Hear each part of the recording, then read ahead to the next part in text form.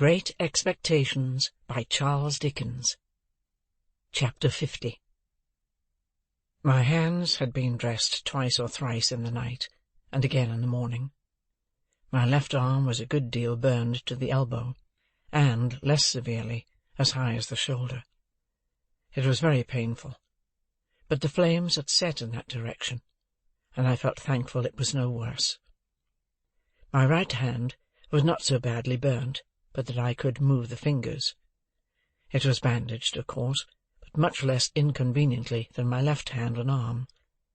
Those I carried in a sling, and I could only wear my coat like a cloak, loose over my shoulders and fastened at the neck. My hair had been caught by the fire, but not my head or face. When Herbert had been down to Hammersmith and seen his father, he came back to me at our chambers, and devoted the day to attending on me. He was the kindest of nurses, and at stated times took off the bandages, and steeped them in the cooling liquid that was kept ready, and put them on again, with a patient tenderness that I was deeply grateful for.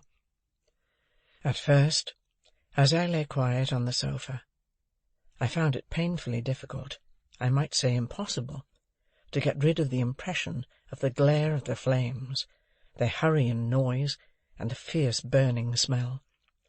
If I dozed for a minute, I was awakened by Miss Havisham's cries, and by her running at me with all that height of fire above her head. This pain of the mind was much harder to strive against than any bodily pain I suffered, and Herbert, seeing that, did his utmost to hold my attention engaged. Neither of us spoke of the boat, but we both thought of it. That was made apparent by our avoidance of the subject, and by our agreeing, without agreement, to make my recovery of the use of my hands a question of so many hours, not of so many weeks. My first question when I saw Herbert had been, of course, whether all was well down the river. As he replied in the affirmative, with perfect confidence and cheerfulness, we did not resume the subject until the day was wearing away. But then, as Herbert changed the bandages, more by the light of the fire than by the outer light, he went back to it spontaneously. "I sat with Provis last night, Handel, 2 good hours." "Where was Clara?" "Dear little thing," said Herbert. "She was up and down with Gruff and Grim all the evening. He was perpetually pegging at the floor the moment she left his sight. I doubt if he can hold out long, though. What with rum and pepper and rum, I should think his pegging must be nearly over." "And then you will be married, Herbert?" "How can I take care of the dear child otherwise? Lay your arm out upon the back of the sofa, my dear boy, and I'll sit down here, and get the bandage off so gradually that you shall not know when it comes. I was speaking of Provis.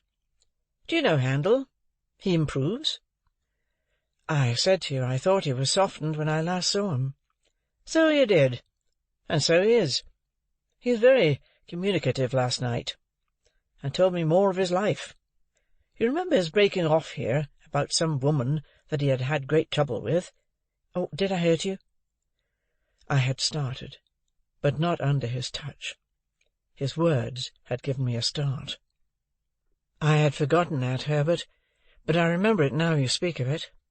"Well, he went into that part of his life, and a dark, wild part it is. Shall I tell you, or would it worry you just now?" "Tell me, by all means. Every word." Herbert bent forward to look at me more nearly, as if my reply had been rather more hurried or more eager than he could quite account for. "Your head is cool?" he said, touching it. "Quite," said I. "Tell me what Provis said, my dear Herbert." "It seems," said Herbert, there's a bandage off most charmingly, and now comes the cool one. Makes you shrink at first, my poor dear fellow, don't it? But it will be comfortable presently. It seems that the woman was a young woman, and a jealous woman, and a revengeful woman. Revengeful, Handel, to the last degree." "To what last degree?" "Murder. Does it strike too cold in that sensitive place?"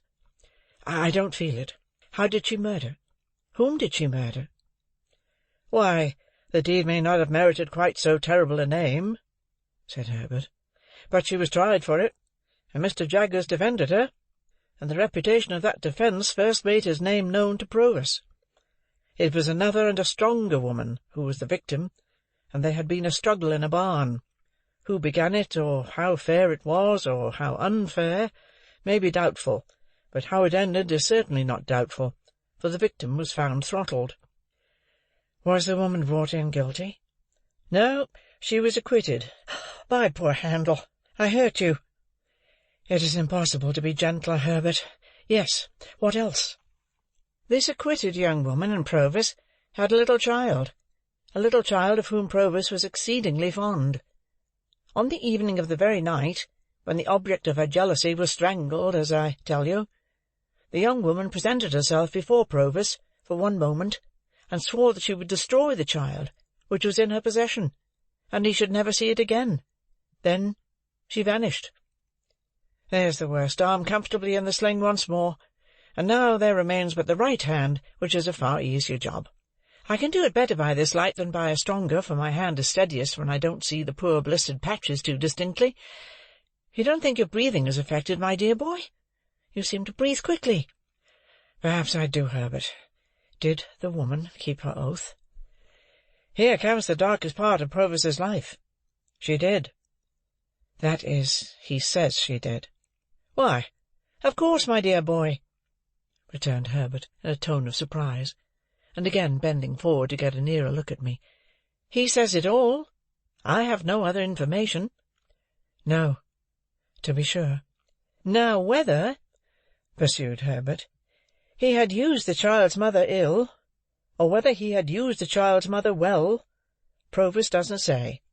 But she had shared some 4 or 5 years of the wretched life he described to us at his fireside, and he seems to have felt pity for her, and forbearance towards her.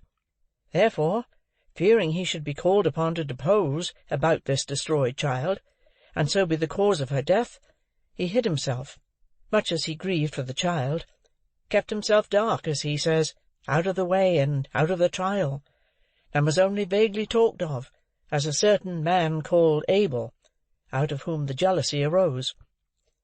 After the acquittal she disappeared, and thus he lost the child and the child's mother." "I want to ask—" "A moment, my dear boy, and I have done. That evil genius, Compeyson, the worst of scoundrels among many scoundrels, knowing of his keeping out of the way at that time, and of his reasons for doing so, of course afterwards held the knowledge over his head as a means of keeping him poorer and working him harder. It was clear last night that this barbed the point of Provis's animosity." "I want to know," said I, "and particularly, Herbert, whether he told you when this happened?" "Particularly? Let me remember, then, what he said as to that. His expression was, 'Around score a year ago, and almost directly after I took up wi' Compeyson.' How old were you when you came upon him in the churchyard?" "I think in my 7th year." "Aye, it had happened some 3 or 4 years then, he said, and you brought into his mind the little girl so tragically lost, who would have been about your age." "Herbert," said I, after a short silence, in a hurried way, "can you see me best by the light of the window, or the light of the fire?" "By the firelight," answered Herbert, coming close again. "Look at me." "I do look at you, my dear boy." "Touch me." "I do touch you, my dear boy." "You are not afraid that I am in any fever, or that my head is much disordered by the accident of last night?" "No, my dear boy," said Herbert, after taking time to examine me. "You are rather excited, but you are quite yourself." "I know I am quite myself. And the man we have in hiding down the river is Estella's father." Chapter 50.